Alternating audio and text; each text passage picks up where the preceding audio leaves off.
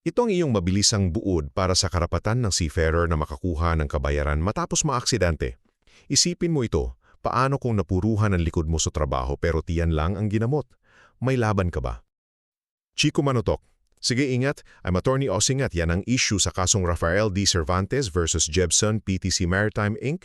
GR number 276843 at 276933 noong December 1, 2025 na nagpapatunay na pananagutan ng kumpanya ang tunay na iniinda mo.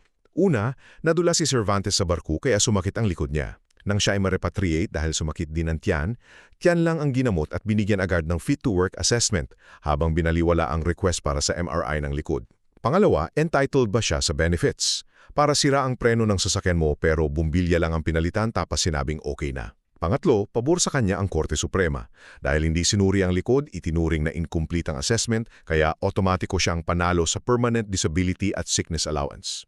Tandaan, kapag incomplete ang medical assessment ng kumpanya, otomatikong panalo ang manggagawa sa kanyang Permanent Disability Claim. Kung gusto mo ng ganitong content, huwag mong kalimutang mag-subscribe para lagi mo akong makita sa iyong newsfeed. Ano ang tatlong magkakahiwalay na pananagutan ng employer sa ilalim ng POEA-SEC kapag na-repatriate ang seafarer dahil sa sakit? Type the answer to the comment section. I pray for your success. Thank you for supporting this page. Ang moral lesson, ipaglaban ang iyong kalusugan, huwag pumayag sa pwede na. Dahil lumabot ka hanggang dulo, type pa shoutout para i-mention kita sa next learning video, kalawrequisites.ph.